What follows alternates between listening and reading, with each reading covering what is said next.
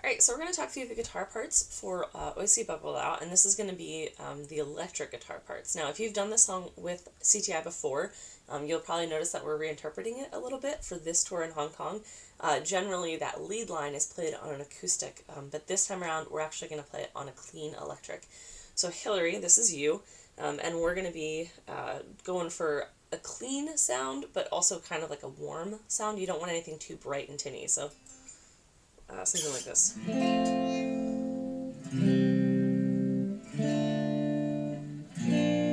Something like that.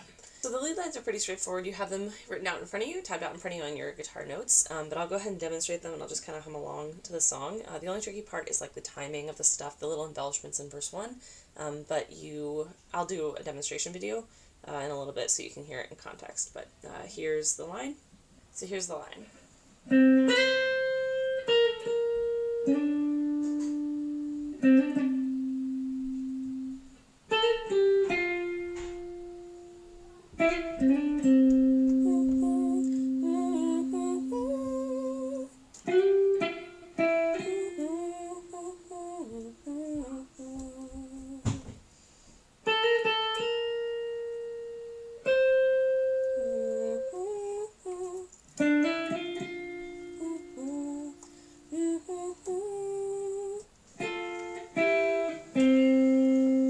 Those double stops at the end, on 10 and 10, I voiced that with my second and third finger, like this, so that your second finger can slide down, can kind of be that anchor finger as you slide down to the other notes, so.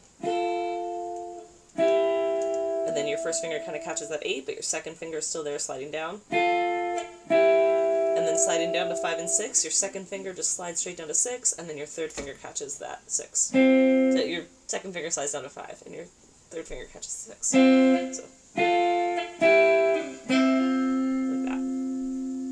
And then, for the second half of verse 1, I guess, you're just going to be doing arpeggios.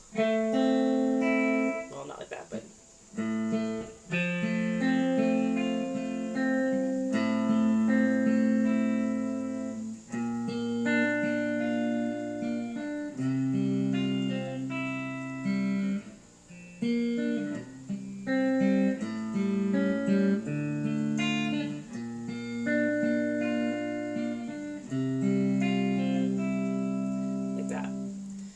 When you get to the chorus, you're going to keep doing that arpeggio feel, but the only important thing about the first chorus is that the bass hasn't come in yet. So that bass note, the keys will probably be playing that, but it's really nice when you can play it too. If you just can't get it, it's fine, but it's not difficult. So F, and then the C over E, you want to hit that E in the bass. D minor over C. You can either just kind of hit that C with your pinky,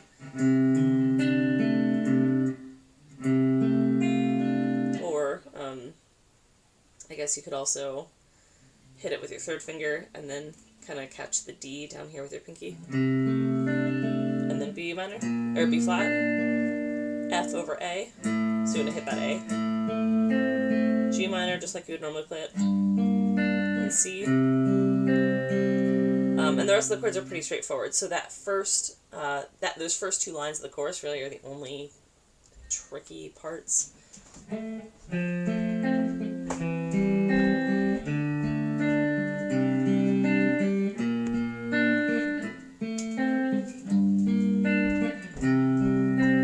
that. You just want to make sure that you're hitting that melodic line as it descends. And it's not hard, it's just one or two chords that are voiced a little bit differently that you want to make sure you're hitting that bass note. So, the verse and the chorus, you're just kind of doing that, like, picky thing. The turnaround is going to be another of those little embellishment kind of lead lines. So.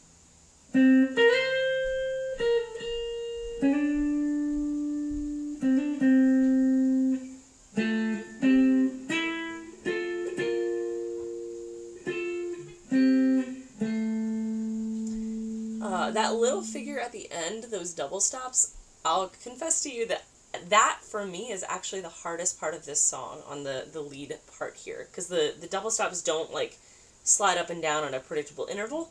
So here's how I play them. I start with my first and fourth finger on 7 and 10.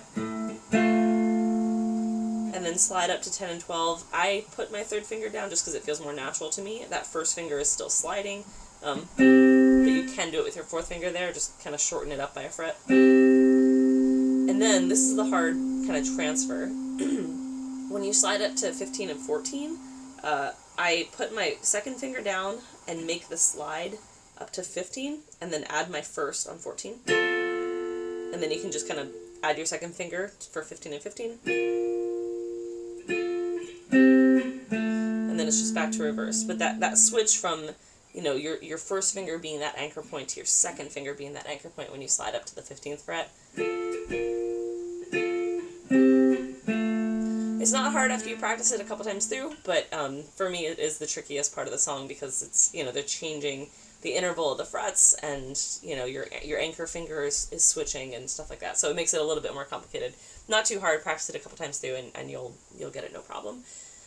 When you go into the verse again, you're still going to be doing that finger picky, well, it's not finger picking because you'll have an actual pick, but that same feel as the first time you played the verse.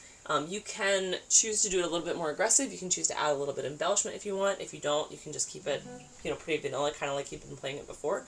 The drums and the bass will be in, so they'll add enough of a lift in energy, and the acoustic guitar actually. So they'll add enough of a lift in energy that you don't feel like you have to like step it up, but you can if you want to. It's kind of an opportunity for you to have a little bit of artistic freedom, I suppose.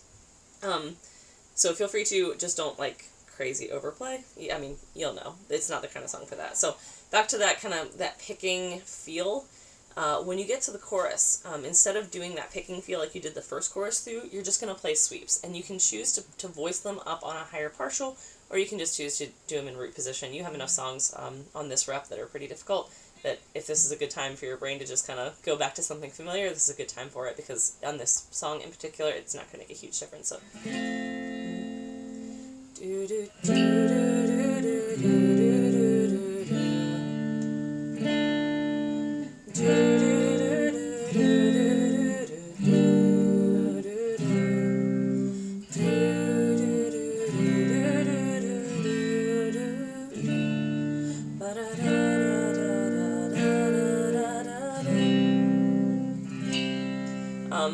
So you don't have to worry about bass notes really in this because the actual bass will be in, and that's great.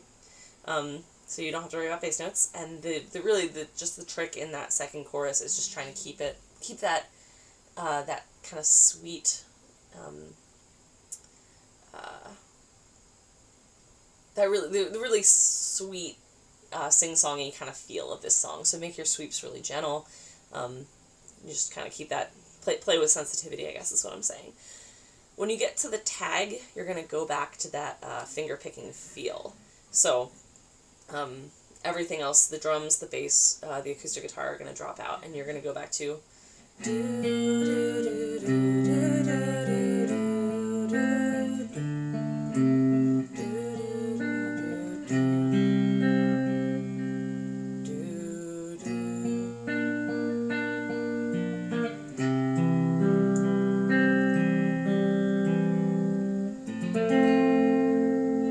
just like that. In that part, the keys are going to be playing with you, so you'll want to listen to them. They're going to kind of do that slowed down rubato feel at the end, and you will follow them at the end. So just stay locked in with them, make eye contact with your keys player if you can, and just try and listen and adapt to what you're hearing, because you really want to follow them in that last part so you guys are super, super together. And that's basically it. So let me know if you have any questions.